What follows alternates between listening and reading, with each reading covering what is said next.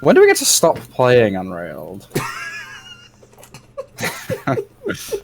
This is a game called Unrailed. It's a goofy little party game where you cooperate with some friends to build a train track in front of this slow-moving train, trying to get it to a checkpoint further ahead. And nobody ever gets in the way of their teammates on purpose, ever.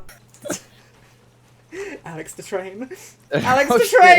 This, for lack of a better term, is a party game. It requires a lot of communication with your teammates whilst also having a lot of minor tasks taking place all at once, which turns the game into complete chaos. You spend the entire game screaming at your teammate hoping you can save the train, and it's pretty fun for a few hours, but at some point, you get to the point where you've figured out the game's mechanics. You've got a rhythm going, and you've got your little roles organised so that you know what to do with less communication. And suddenly, all that chaos has just disappeared. Suddenly the thing that made the game super exciting in the first place has dwindled. Because things are going well.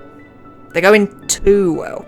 And now I'm bored, let's go play some MGE or something. You wanna go play some MGE? You got a bit too good at the game, and the game became a tad mundane because of it. Now, the game does get harder as you keep playing, but every time you fail a run, you have to go back very, very far to an older checkpoint, which sends you way back into the easier parts of the game that you've long since progressed past. You're way too good to play that part of the game and still have fun. This means that despite the game getting progressively harder, you still get too good for the game to keep that same level of chaos and unpredictability. When you have more skill, you have less fun.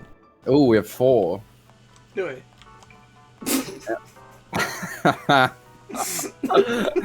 This is sort of similar to the thing I talked about in my last video. A lot of games break down completely when you get too good at them, but I'm not really talking about that.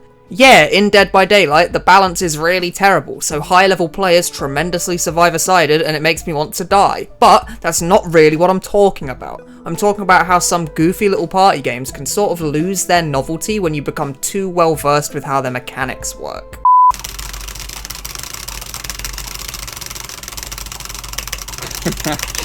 I've personally found that this occurs most in cooperative games where your communication with your teammate is the main way that you progress. Things like Unrailed, Overcooked, and Tools Up. Games where you can actually compete with a human opponent at something end up having a better time at staving off this encroaching boredom. Because when your skill increases, maybe your opponent's will too, meaning you're still finding a challenge despite the fact that the game hasn't changed. But when the game is cooperative, the game's mechanics itself have to deliver all that challenge to you. The game risks becoming stale a lot faster if that novelty wears off too fast. But the other, much more common way that party games will stop you from getting too good and too bored is randomness. Randomness is the most fun, simple, and easy to implement way to keep a party game fresh. Games like Mario Party are highly based on luck. The minigames have some skill elements to them, but your ability to win or lose is largely based upon whether you get lucky or not. And this isn't unique to party games either. Have you ever played any game with random generation? That's done for a very similar reason. It keeps the game fresh for subsequent playthroughs without needing any actual new content to play. The randomness in party games is a very similar thing. It makes subsequent playthroughs more exciting because of what might happen next. But for a competitive game, that's a terrible idea. You want the best player to win as often as humanly possible. But in a goofy casual party game, with you and 3 other friends, it doesn't really matter.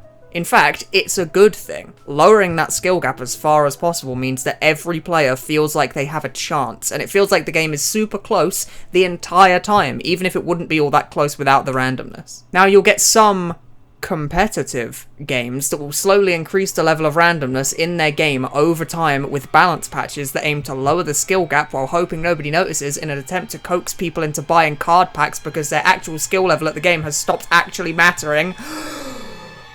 But that's a topic for another video.